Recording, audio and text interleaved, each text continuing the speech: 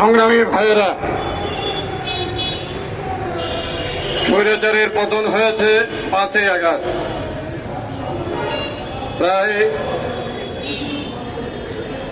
হাজার মানুষ এখানে আত্মাহুতি দিয়েছে, শহীদ হয়েছে। আমরা শহীদদেরকে স্মরণ করতে চাই,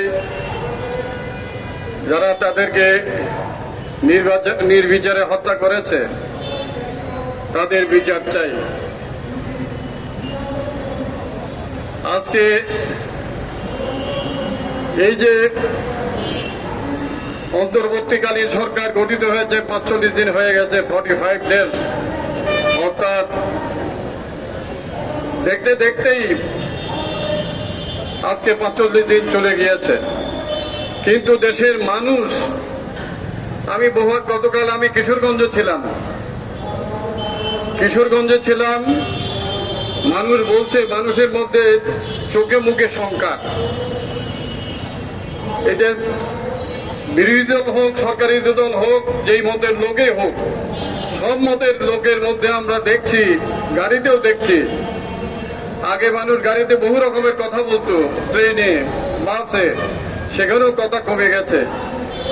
মানুষ খুবই শঙ্কার মধ্যে আছে, নিরাপত্তাহীনতায় আছে।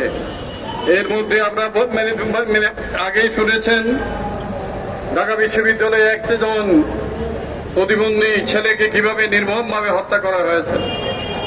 রাজশাহী বিশ্ববিদ্যালয়ে একজন পঙ্গুকে কিভাবে হত্যা করা হয়েছে। জাহাঙ্গীরনগর বিশ্ববিদ্যালয়ে হত্যা করা হয়েছে। এভাবে পিটিয়ে মারা হচ্ছে। মব জাস্টিসের নামে এই হত্যাকাণ্ড চলছে। সরকার এখনো আইন শৃঙ্খলা নিয়ন্ত্রণে আনতে পারছে না, সেজন্যই যারা এই ঘর থেকে বের হয়, একটু দেরি হলেই বাসা থেকে মোবাইল ফোন আসছে যে তুমি কোথায়, এখনো ঘরে আসছো না কেন? এরকম একটা পরিস্থিতি চলছে বন্ধু। এখন আমরা যেটা বলতে চাই যে শেখ হাসিনা এই গোটা বাংলাদেশকে বিরান করে দিয়েছে। শেখ হাসিনার সরকার, আওয়ামী লীগের সরকার এই দেশটাকে অঙ্গার কয়লা করে দিয়ে চলে গেছে। ব্যাংক লুট হয়ে গেছে, লক্ষ লক্ষ টাকা পাচার হয়ে গেছে, শেয়ার মার্কেট লুট হয়েছে, আমরা সেটা দেখেছি। এই হাইকোর্টের কোনো স্বাধীনতা ছিল না, হাইকোর্ট দলবাজি করেছে, হাইকোর্টের বিচাররা দলীয় বিচারপতি হয়েছে, আমরা সেটা দেখেছি। পুলিশ, বিশেষ করে পুলিশ বাহিনী আওয়ামী বাহিনীতে পরিণত হয়েছিল, যার ফলে মানুষের বিক্ষোভ পুলিশদের উপর সব থেকে বেশি ছিল। সেজন্যই থানা আক্রান্ত হয়েছে সব থেকে বেশি। আমরা পাকিস্তান আমলে মুক্তিযুদ্ধের সময়ই এইভাবে থানা আক্রমণ হয়ে বিরান হয়ে যায় নাই। কেন হয়েছে?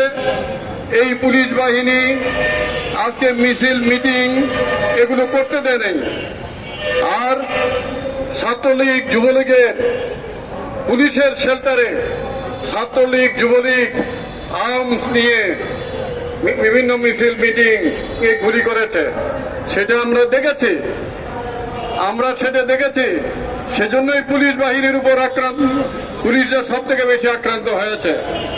আমরা বাংলাদেশের কমিউনিস্ট পার্টি মনে করি সমস্ত হত্যাকাণ্ডের, ছাত্র হত্যাকাণ্ড, আবার পুলিশকে পিটে মেরে ফেলা, সেই হত্যাকাণ্ড, সমস্ত ধরনের হত্যাকাণ্ড, সমস্ত ধরনের রাষ্ট্রীয় সম্পদ ধ্বংস করার যারা করেছে, সবগুলোই তদন্তের আওতায় আনতে হবে। জাতিসংঘের টিম 1 মাস ধরে এখানে থাকবে। জাতিসংঘের টিমের কাজ হলো নিরপেক্ষ তদন্ত করা, কোনো বাস বিচার করার দরকার নাই। কারা কোথায় কিভাবে কি করেছে সেটি আজকে বের করতে হবে। আমাদের ভবিষ্যৎ গণতন্ত্রের পদযাত্রাকে কণ্টকমুক্ত করার জন্য এই কাজগুলো আমাদের করতে হবে। বন্ধুরা আমার, আজকে আমরা যেটা দেখছি যে বৈষম্য বিরোধী ছাত্র আন্দোলন, এটি মুক্তিযুদ্ধের কোঠা নিয়ে শুরু হয়েছে। এই বৈষম্যটা একটা ছোট বৈষম্য। আজকের বৈষম্য, বাংলাদেশের বৈষম্য, একদিকে 10 আর একদিকে 90। বাংলাদেশের আসল বৈষম্যের লড়াই তো এখনো দেখেন নাই। সেটার জন্য প্রস্তুত হন। সেটি কমিউনিস্ট পার্টির নেতৃত্বে, বামপন্থীদের নেতৃত্বে আসল বৈষম্যের লড়াই শুরু হবে বাংলাদেশে ভবিষ্যতে। দেশে বৈষম্য কি? ধন বৈষম্য, শ্রেণী বৈষম্য, এটা হলো চূড়ান্ত বৈষম্য। উপরের বৈষম্য লড়াই দেখেছেন।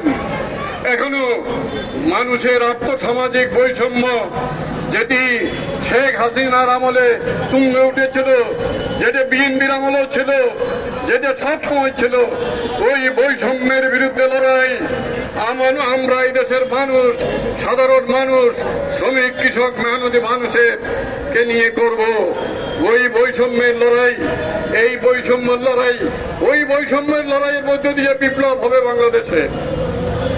এই বৈষম্য আজকে রাষ্ট্রের, যে রাষ্ট্র ছিল শেখ হাসিনার আমলে, ওই রাষ্ট্রের শ্রেণী চরিত্রের কোন পরিবর্তন হয়েছে? এই রাষ্ট্রের শ্রেণী চরিত্র, ওইটার পরিবর্তন হয় নাই। যেই রাষ্ট্রে সালমান জন্মগ্রহণ করে, যেই রাষ্ট্রে এসালম জন্মগ্রহণ করে, লুটেরারা জন্মগ্রহণ করে, সেই অর্থনীতি অন্তর্বর্তীকালে সরকার এসেছে, ওই অর্থনীতি পাল্টাবে? শেখ ওই সালমানের বিচার হবে, এসালামের বিচার হবে, ব্যক্তির বিচার হবে। কিন্তু যে অর্থনীতি এই সালমানদেরকে পয়দা করেছে, সেই অর্থনীতির কোনো পরিবর্তন এই সরকার করবে না।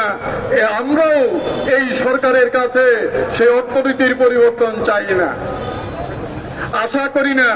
কেননা আমরা জানি সে কার স্বার্থ রক্ষা করতে এসেছে, কাদের স্বার্থ রক্ষা করতে এসেছে আমরা জানি। আমরা এইটার জন্য তাদেরকে সময় দিতে চাই। সেটা হলো তারা এই আন্দোলনের মধ্য দিয়ে একটি গণতান্ত্রিক সংস্কারের পথ উন্মুক্ত হয়েছে, যেটি আওয়ামী লীগ, বিএনপি এই দু দলের লুটেরা রাজনীতির কারণে, সাংঘর্ষিক রাজনীতির কারণে দেশ দুই ভাগ হয়ে গেছে, দলীয়করণ হয়েছিল। সেখান থেকে এই সরকার বলছেন যে আমরা মানবাধিকার দেব, আমরা বাক স্বাধীনতা দেব, আমরা সংবাদপত্রের স্বাধীনতা দেব, আমরা মানুষের ভোটাধিকার দেব, আমরা ব্ল্যাক